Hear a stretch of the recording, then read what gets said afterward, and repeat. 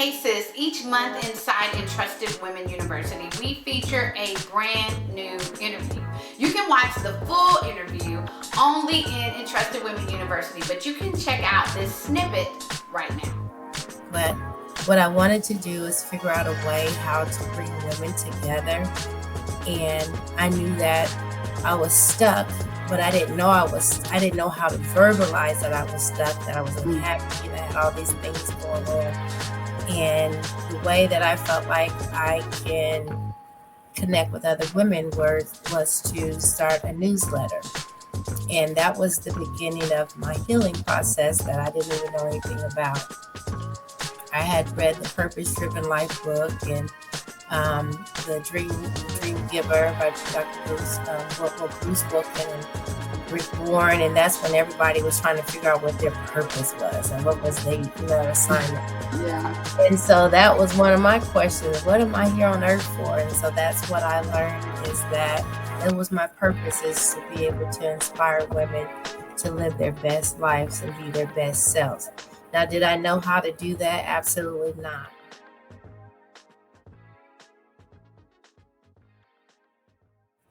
Hey there, Entrusted Women. I am excited to be with a new friend today, Angelia. That's it. You got it. Angelia Stone, and she is the founder and CEO of Hope Magazine, headquartered in Muncie. I should have been asking how to say that. Muncie. Muncie, Indiana. That's Muncie, Indiana. Hope is a unique publication created and launched in 2005 for women on a journey of self discovery. Along her journey, Angelia has also become a prolific publisher, editor, social media influencer, and writer, publishing her first book. Yes, sisters. Yes, sisters. That's how we need to say it. Surrounding yourself with women who affirm, encourage, and challenge you in 2020. And so we're going to dive into all the things Hope Magazine and yes, sisters. Welcome, and Angelia. How you doing? I'm fine. Good to be here, Kia. Thank you so much for inviting me to your show.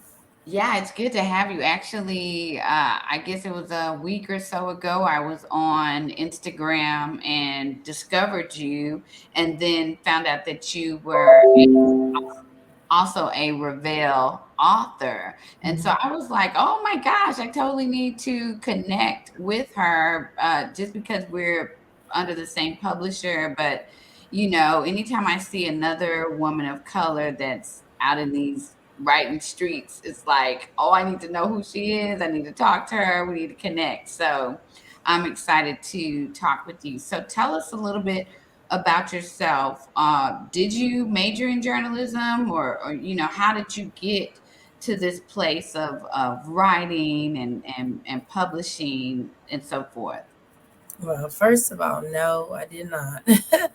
I had started doing the magazine. Well, when I started this dream, as I say, or this journey, it was in 2005, and it was a newsletter. I was working at the university, Ball State University, and I was just having a content life. You know how we just go through that life. I was the Sunday school teacher. I was just, the at that time I was married and had a family and a wife, and I was just, just content with just life.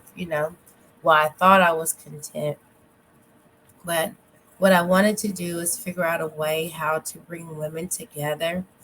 And I knew that I was stuck, but I didn't know how to verbalize that I was stuck, that I was unhappy, and I had all these things going on.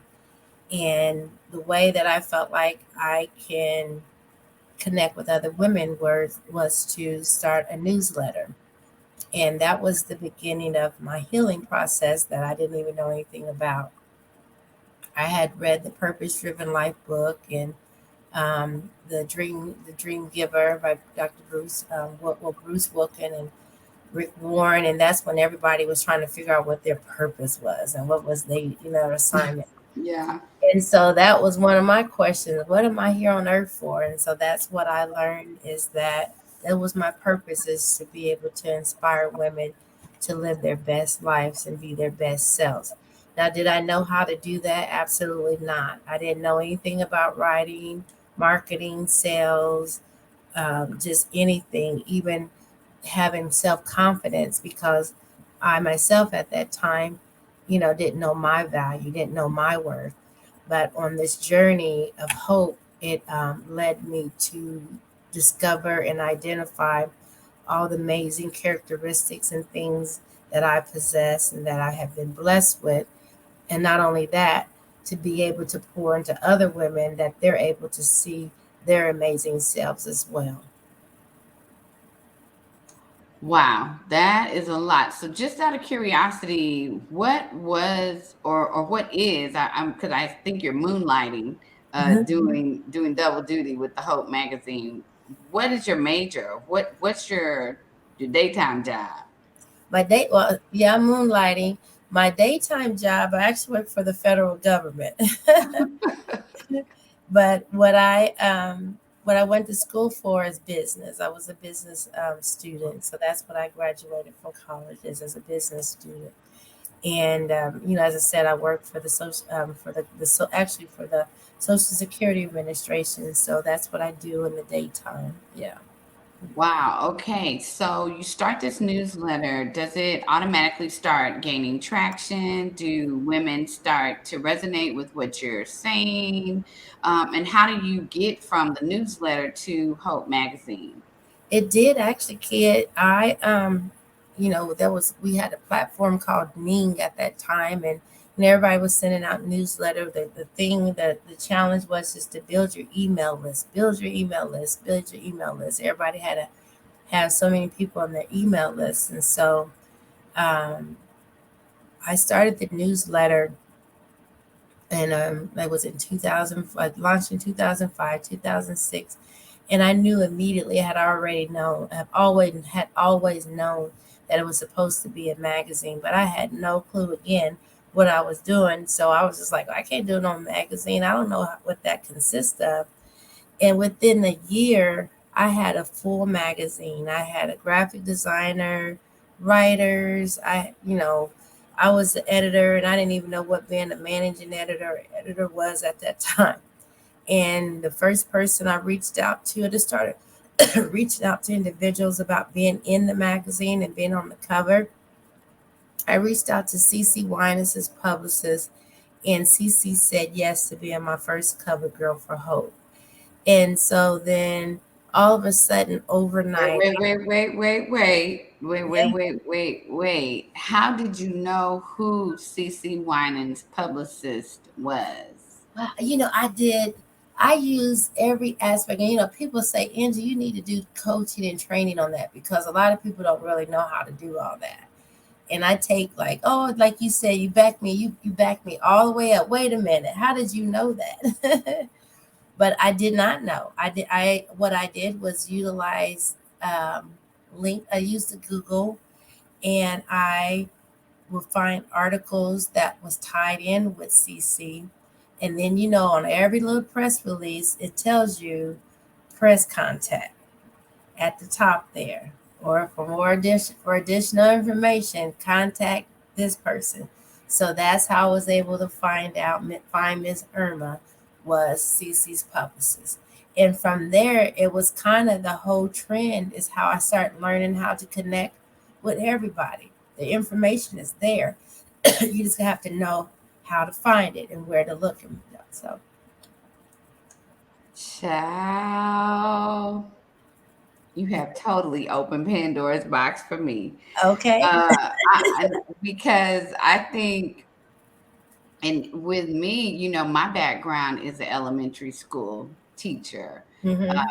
And so I kind of have an unorthodox journey into what I'm doing now as well, and the route that I took was just via relationships because that's a strength of mine, building relationships, leveraging relationships, and so forth. And so, but the back door piece or the piece of seeing what information is out there, finding out who the publicist is, all of that. That is kind of new to me with publishing a book. So this is some really good information that you are sharing, and I think it's also beneficial whether you want to start a magazine or not. But there are some outlets that you are interested in either putting a publication on, or you might want to be an interview guest on something that those people have, Absolutely. finding That's out it. the press That's it. content.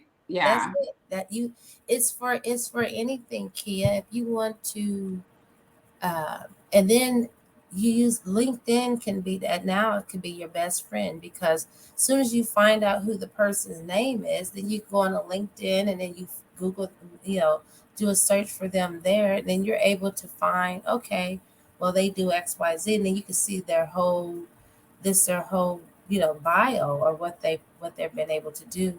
You yourself, that's how you can find guests for your show, is finding out who is Jennifer Hudson's publicist, and you find out who that is, and then you have that's half the battle, and the journey is over at that point. So yeah, a lot of times we don't know. And here's the thing: when I started doing, I make it looks easy now after almost 18 years, and like I sometimes have to have somebody to kind of reel me back because to me this seems easy now that I know how to get the press, but a lot of people don't know how to do that. And it's hard. It's like so, but I do know what it's like to sit there and like have tears and you want to try to figure out how do I connect with people? How do I make this happen?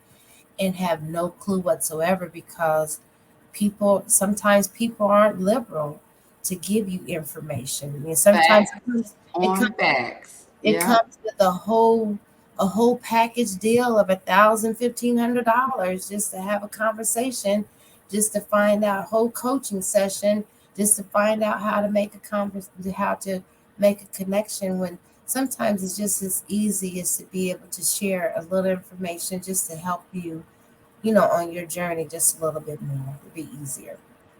Girl, what you have said is so worth the interview. This is it. This is if you want to write something down, you go back and write down what Angelia just said, because that is some great information. Okay, so tell us more about the type of content that you share on Hope Magazine. Well, a lot of the content I've actually had a shift in the last couple of years, but the content that we share is always empowering, inspiring. We shy away from a lot of the gossips and things and all those different things like that. We want to be that brand, and we are that brand that wants to deposit some good thing, give good information and knowledge. Um, in our readers and those that for their takeaways. So you have good career and money advice, financial tips. You have lifestyle where we talk about things to do in the home, food and things like that. We talk about beauty and fashion. All those are not some of the things are like our big things.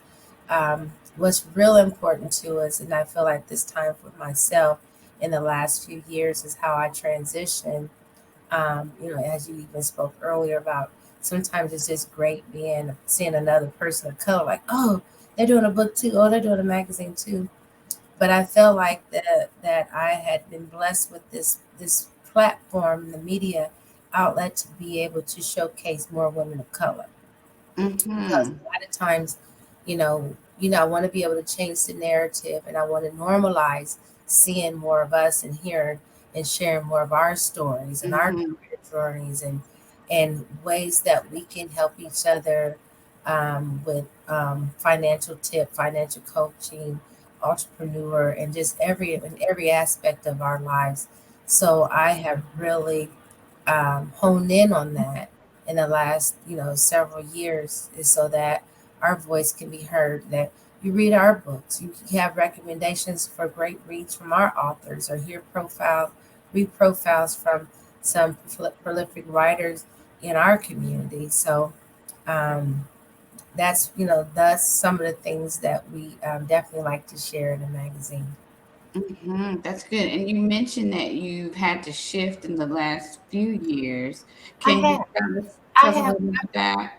When I started the magazine, I wanted to be, and it's where it was the place of where I came, where I was most familiar. I come from a small community, kind of a smaller town in Indiana. And to be honest, I had never really been around a lot of black people, you know. Mhm. I grew up in like a all white neighborhood. I probably didn't have I was the only black student in class until like my third and fourth grade year. Mm. Yeah. And I remember some black kids was bused to my school, and I mean, I like skipped all the way home from school, and I couldn't wait to tell my mom. I said, "There's other black kids. I see other black." Wow. And so I grew up where I was just like, oh, well, I just want to just be all for everyone. And so I wanted to think diverse. I wanted to think, oh, where God sees us all the same color, which, He does. And I just felt like I had people in my ear, even starting off early in the business, telling me for a long time that I didn't even need to show my face in my editorial because you don't want to scare people away that you're a person of color, and you won't get the ads, you won't get the list of all these things of what I won't be able to achieve because I was a Mm. woman.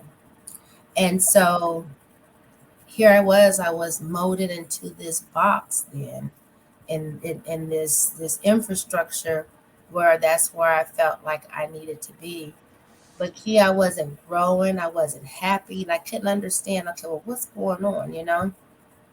And so, like I said, maybe 6 years ago, it finally just hit me. And you need to embrace who you are, and Mm. and just put the magazine, do what's best for you. Don't shut out all the outside voices and what people are saying because it wasn't good advice. And so I became content and said, well, if I'm not this big conglomerate magazine, that's okay. I'm able to share who I really am, and then the women who are actually the 90% of the women that have followed me from day one since I started doing the magazine, and that was women of color. So I transitioned to everything to our voice. Wow. You have said a whole word. And I think that it's important when I think about God, obviously he loves diversity. Yeah, I mean, if you just look at the vegetation, there's yes, so many different species of roses and species of trees and of bushes and then different types of azalea bushes and different types of exactly, hollies and different types of cacti, and I think that the sooner we decide to embrace who God made us to be, the better off we're going to be, and the better off we are collectively. Quite honestly, a little bit about Entrusted Women. When I initially started the group, and for similar reasons such as what you were saying, I was like, Lord, I don't know if I can create a group and say it's just for women of color. I just don't know, because what will people think? mm-hmm. But I had to begin to realize, you know what? I am Black. You I'm are Christian and I'm Black. And so there are some experiences that I have that are unique to me. They're exactly. unique to being a Black woman, and Black and Christian woman. It doesn't mean that we want to be racist or anything like that. It's just acknowledging our differences. And so, um, the group was created to equip Christian women communicators of color, because I saw a lack of minority representation in publishing and in the speaking arenas. Mm-hmm. And I still maintain, I make no apologies for that, That's because right. we're still in the same place. I started in 2016. We have moved Just a little bit. Yeah. about an inch. We've moved forward, but we still have miles and miles to go. And the other thing I discovered is that every people group, every people group of color has their own unique experience Yes. with being in Christianity. Mhm. Yes, they are Christian, but their experience is different. So if you are Asian, and if you're a Latina, and if you are um, East Indian, there's a different experience. And quite often, women are looking to see other women that look just like them. Absolutely. And so I love the shift that you made. I think it's needed, and kudos. you know, Thank you. ku- Thank you. Thank kudos. you. Thank you.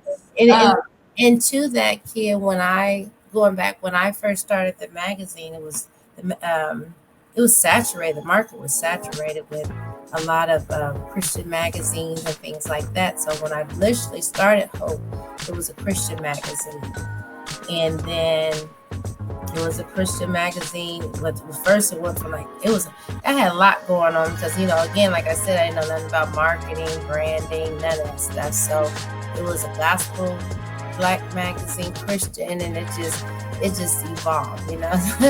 I kept letting it evolve, but what I really was sitting on is that you see the lack of representation at that time of seeing a black woman creating a beautiful black magazine that showcased and exemplified black people.